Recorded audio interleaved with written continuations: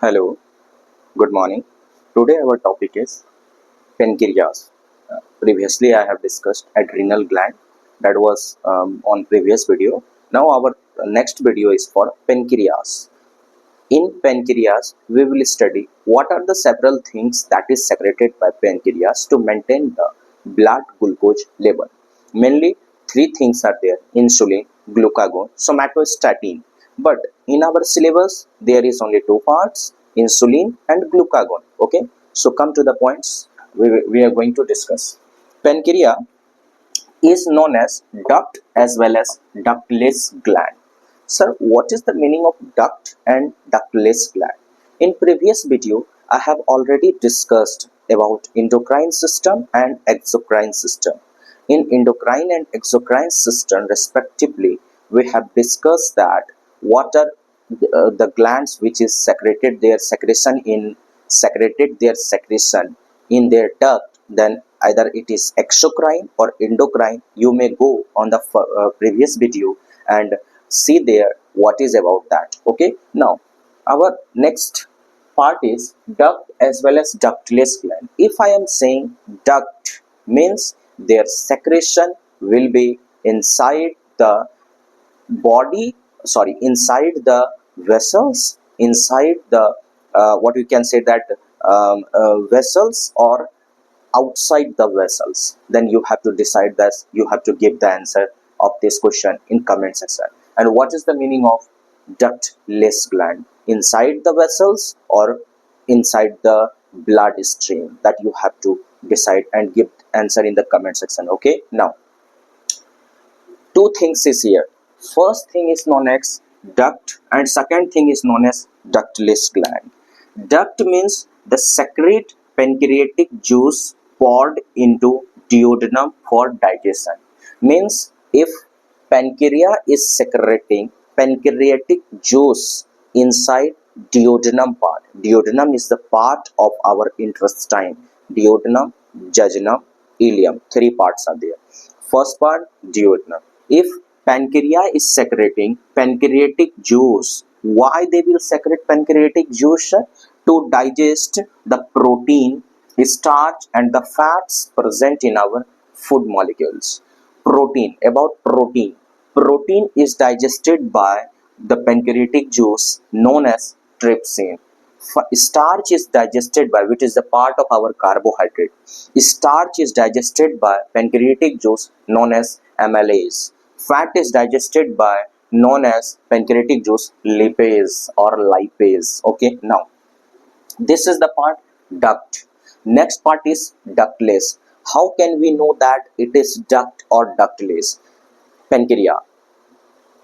First you have to see the which part is coming in your question. If it is coming for pancreatic juice, then it is the part of duct, and you have to give answer definitely that if it is secreting their secretion in the duct, then it is exocrine or endocrine, or if they are secreting their secretion in the ductless, means in the blood stream, then it is exocrine or endocrine. Or if you are studying, then just remind in the mind what is that, exocrine or endocrine. Okay, now come on.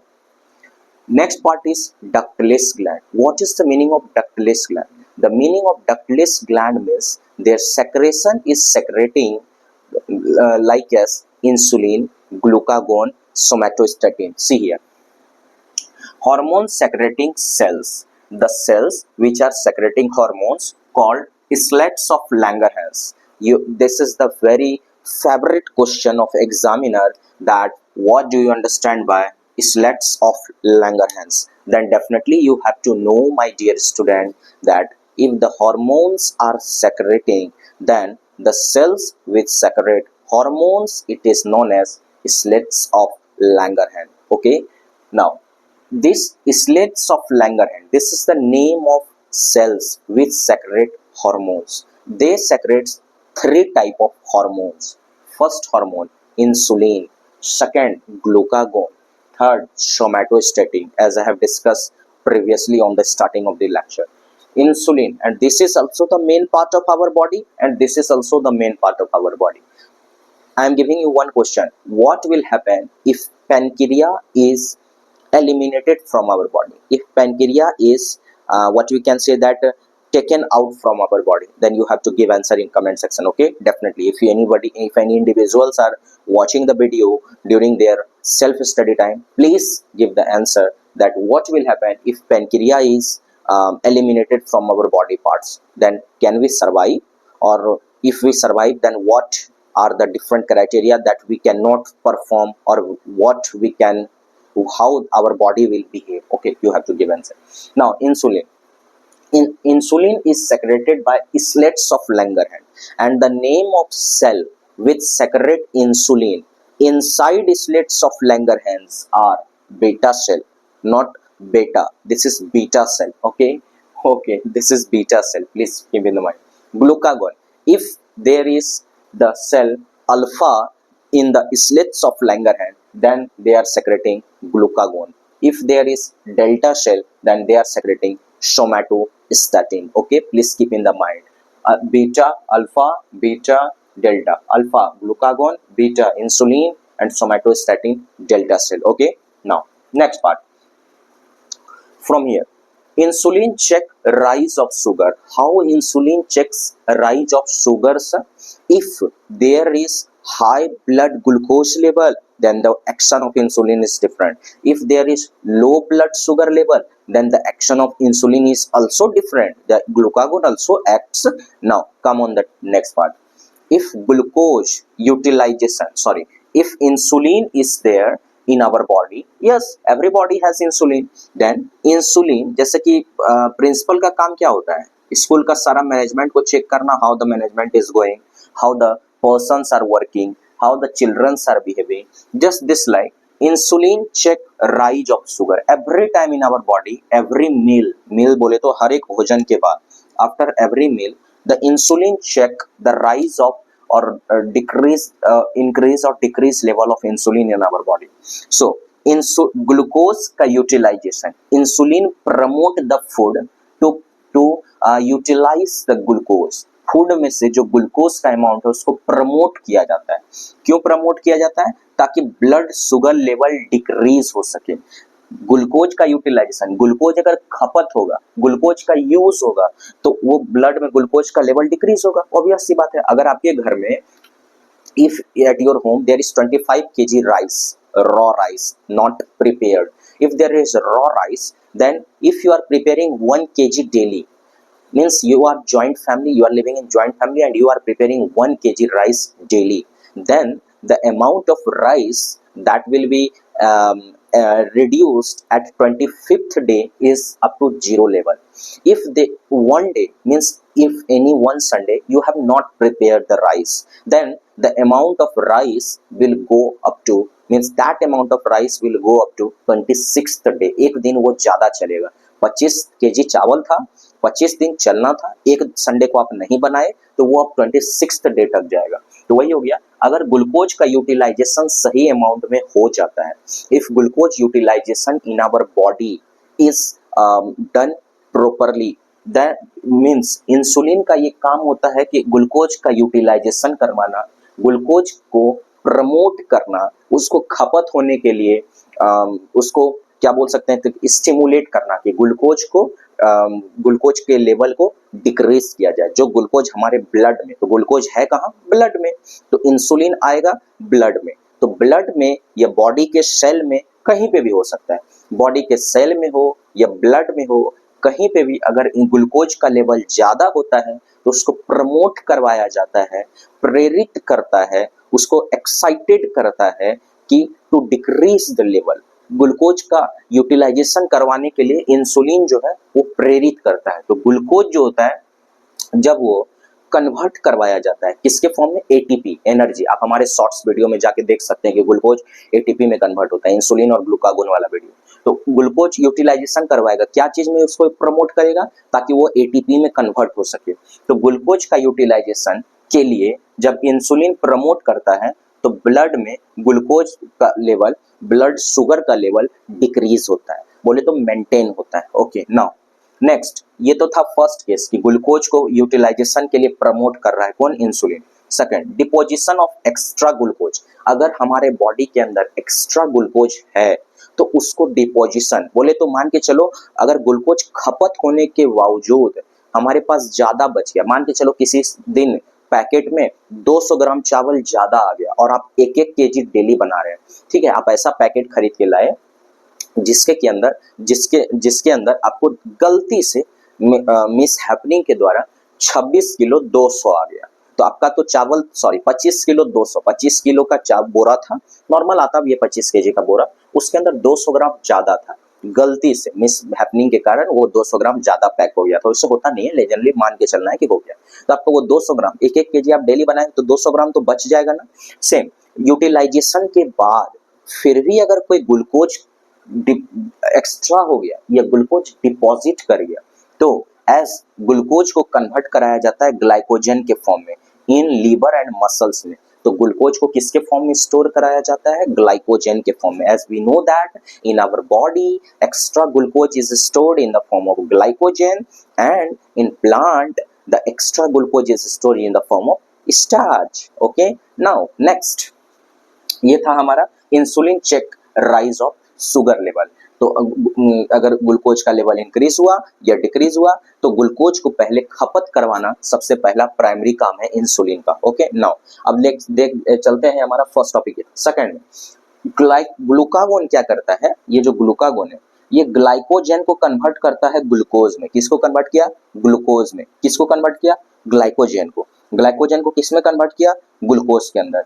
Glycogen break हुआ liver के अंदर to glucose, glycogen break in liver, liver के अंदर किसमें break किया गया, glucose के अंदर, then blood sugar level increase. अगर ब्लड शुगर लेवल, तो आपको पता होना चाहिए कि अगर ब्लड में शुगर लेवल डिक्रीज हो गया है तो उसको इंक्रीज करने के लिए तो हम लोग जो है इंक्रीज करने के लिए ग्लूकागोन का इस्तेमाल करते हैं। We use glucagon to increase the blood sugar level in our blood. Okay, how it increase sir, कैसे वो इंक्रीज करता है, ग्लाइकोजन को लीवर के अंदर ब्रेक डाउन कराया गया ग्लूकोज के अंदर, and we know that glycogen is the form in which our body store the glucose, या फिर हमारा जो एनर्जी होता है वो स्टोर होता है बॉडी में, जो हमारा फूड होता है वो स्टोर होता है ग्लाइकोजन के फॉर्म में, और अगर ग्लाइकोजन ज्यादा हो गया तो उसको कन्वर्ट कराया जाता है ग्लूकोज में ताकि आप एनर्जी फील करें, एनर्जेटिक फील करें, और जब आप एनर्जेटिक फील कराएंगे तो आप अच्छा से काम कर पाएंगे। तो जो इंसान दिन भर काम करता है फिजिकली, उसका ग्लाइकोजन स्टोर नहीं होता है, वो कंटिन्यूअस एटीपी में कन्वर्ट होते रहता है, रेस्पिरेशन चैप्टर क्लास 9 में पढ़े होंगे। नाउ नेक्स्ट, अगर कोई एक डायबिटीज पर्सन की कोई एक वन केस है कि अगर if anyone is a diabetes person, then उसके अंदर क्या क्या सिम्टम्स शो हो सकता है। सबसे पहला, ब्लड शुगर लेवल इंक्रीज मिलेगा, उसके अंदर ब्लड में जो शुगर लेवल है वो इंक्रीज मिलेगा। दूसरा, शुगर प्लस यूरिन, यूरिन जब वो करेगा तो उसके अंदर यूरिन तो आएगा ही आएगा, उसके साथ साथ ग्लूकोज का अमाउंट ज्यादा आने लगता है। अब शुगर कैसे आता है, ग्लूकोज यूरिन के अंदर ग्लूकोज कैसे आता है, नेफ्रॉन वाले जब यूरिन में फिल्ट्रेशन हम पढ़ा रहे थे, जो नेफ्रॉन के अंदर फिल्ट्रेशन पढ़ा रहे थे उस टाइम हम बताए थे, अगर आपको ध्यान हो, अगर आप नहीं जानते तो आपको how urine form, how nephron या how kidney forms the urine, उस वाले वीडियो में आप जाके देख सकते हैं। तो अगर कोई डायबिटीज पर्सन है उसके अंदर ब्लड का शुगर लेवल इंक्रीज मिलेगा। Next, sugar plus urine means there will be more amount of sugar in the urine, or during urination more amount of sugar is lost in diabetes person. Okay, now thirsty, they will feel more, what we can say that thirsty, वो उसको प्यास ज्यादा लगेगा, क्यों लगे, क्योंकि सबसे पहला बात यूरिन ज्यादा होगा, यूरिन ज्यादा होगा तो मतलब जितना यूरिन वो करता है उस नॉर्मल यूरिन से ज्यादा पेशाब वो करने लगेगा, and if they will do more urine then they have loss of glucose with the urine, और अगर ग्लूकोज यूरिन के साथ जाएगा तो उसको प्यास भी ज्यादा लगेगा, क्यों, क्योंकि ब्लड में पानी का लॉस हो रहा है यूरिन के फॉर्म में। सो नेक्स्ट, वेट में लॉस होगा, become weak, loss eye vision, आंख का विजन जो होता है वो भी लॉस कर जाता है वो पर्सन, उसको कमजोरी सा फील होने लगता है। This all are the symptoms of a diabetes person. Okay, next point, if there is over secretion, okay, and if there is under secretion, what is the meaning of over secretion? Over secretion means more secretion, under secretion means low secretion. What is the normal level from that normal level. If there is low secretion, then it is known as under secretion, means under level से भी नीचे. सबसे पहला अगर under secretion, आइए हम इधर से देखते हैं. अगर अंडर सेक्रेशन होगा तो इंसुलिन का जो सेक्रेशन है वो इंसुलिन ब्लड के अंदर डिक्रीज करेगा. इंसुलिन डिक्रीज होगा तो डायबिटीज मिलेटस जो बीमारी है वो हमारे बॉडी के अंदर होना चालू होगा. और अगर डायबिटीज मिलेटस होगा तो इंसुलिन क्या हुआ, अगर ब्लड के अंदर इंसुलिन का अमाउंट कम तो ब्लड शुगर लेवल इंक्रीज हो गया. हुआ कि नहीं हुआ? कहने का ये हाइपर क्यों बोला जा रहा है? हाइपर इसलिए बोला जा रहा है क्योंकि ब्लड में ग्लूकोज का लेवल इंक्रीज कर गया. कब इंक्रीज किया? जब इंसुलिन कम हुआ.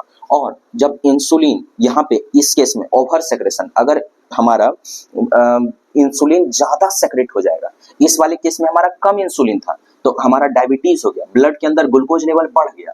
और अगर यहाँ पे इंसुलिन जो होता है वो ज्यादा हो जाएगा तो ब्लड शुगर को डिक्रीज करवा देगा. क्यों डिक्रीज कराया? क्योंकि इंसुलिन ज्यादा है. तो मतलब कि इंसुलिन का ज्यादा भी ठीक नहीं है और कम भी ठीक नहीं है.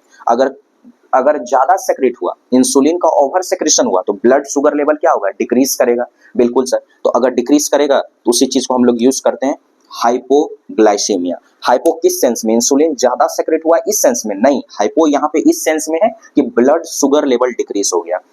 और ब्लड शुगर लेवल डिक्रीज होगा तो आपको सम टाइम कोमा में जाने मिल सकता है. कुछ समय के लिए आपको अनकॉन्शियस जैसा फील करेगा, मतलब कि दिमाग कुछ काम नहीं करेगा, आप हेल्दी फील नहीं करने लगोगे, मतलब थोड़ा चक्कर जैसा फील होने लगता है. तो इंसुलिन ज्यादा तो ब्लड शुगर लेवल बहुत कम, और इंसुलिन कम तो ब्लड शुगर लेवल ज्यादा. तो आप ये समझ सकते हैं. ये जो हाइपो और हाइपर लिखा हुआ है ये ब्लड शुगर लेवल के केस में लिखा हुआ है, ध्यान रखिएगा. जैसे यहाँ पे इंसुलिन कम था, फिर से बता देते हैं, इंसुलिन कम सेक्रेट हुआ तो यहाँ पे डायबिटीज मिलेटस हो गया. डायबिटीज क्यों हुआ? क्योंकि ग्लूकोज बढ़ गया ब्लड के अंदर या बॉडी के अंदर या सेल्स के अंदर, तो ग्लूकोज बढ़ा तो डायबिटीज हुआ. तो इसको हम लोग बोलेंगे हाइपरग्लाइसीमिया. ओके. नेक्स्ट, इस केस में यहाँ पे क्या हुआ, इंसुलिन जो होता है हमारा ज्यादा सेक्रेट हो गया. यहाँ कम था, यहाँ ज्यादा सेक्रेट हो गया, और ज्यादा सेक्रेट होने के कारण क्या हुआ कि ब्लड शुगर लेवल डिक्रीज कर गया, और डिक्रीज करने के बाद हम उसको हाइपोग्लाइसीमिया बोलते हैं. तो डायबिटीज मिलेटस हो गया. यहाँ पे आप देख सकते हैं इज टू मच लो, तो हमारा जो ब्लड का सिचुएशन बोले तो बॉडी का कंडीशन है वो बिल्कुल अनकंडीशनल हो गया. Next, overdose of insulin, patient में बिकम अनकॉन्शियस. अगर इंसुलिन का डोज ओवरडोज हो जाएगा, डोज अगर ज्यादा हो जाएगा, जैसे मान के चलो आप गए मेडिसिन, कोई दवाई आपको डॉक्टर दे रहा है, उस टाइम में अगर गलती से भी इंसुलिन का सेक्रेशन ज्यादा कर दिया गया बॉडी के अंदर, बोले तो मेडिसिन ऐसा दे दिया गया जिसमें कि आपको इंसुलिन ज्यादा दिया गया, तो इंसुलिन ज्यादा भी होना बॉडी के अंदर क्या होता है, अनकॉन्शियस हो जाएगा. आप थोड़ा देर में मतलब चक्कर जैसा फील करने लगोगे. ठीक है, इस टाइप का केस. तो में बिकम अनकॉन्शियस कॉल्ड, उसी को हम लोग क्या बोलते हैं, इंसुलिन शॉक. इंसुलिन शॉक बोला जाता है क्योंकि इंसुलिन ज्यादा तो ब्लड शुगर अचानक से कम हो जाएगा. अचानक से कम हो जाएगा तो आप बिल्कुल अनकॉन्शियस हो जाएंगे, कोमा में जाने का सिचुएशन हो जाएगा. कुछ देर में आपको लगेगा कि चक्कर उकर आने लगेगा, गिर जाएंगे, क्योंकि एनर्जी नहीं रहेगा. तो फिर कैसे होगा? तो hyperglycaemia. Then patient bite biscuit या शुगर, तो उस समय उस पेशेंट को बिस्किट खिलाया जाता है या कैंडी शुगर. कैंडी बोले तो जिसमें थोड़ा सा ग्लूकोज ज्यादा है. ठीक है, इसलिए ये बाइट कराया जाता है. ओके, ताकि उसका ब्लड शुगर लेवल इंक्रीज हो सके. Okay, thank you. हमारा यही टॉपिक था. अगर आपको किसी पार्ट में यहाँ पे समझ नहीं आया हो तो आप बिल्कुल हमको कमेंट सेक्शन में बताइएगा. बाकी आप हमारे चैनल पे बने रहें, और भी हमारे इस तरह का जो ये चैप्टर है इसको कंटिन्यू हम करेंगे, और कंटिन्यू के फॉर्म में हम देखेंगे कि और क्या क्या जरूरत है. ओके, लास्ट में हम इस चैप्टर का क्वेश्चन भी डिस्कस करने वाले हैं. Thank you, God bless you, take care.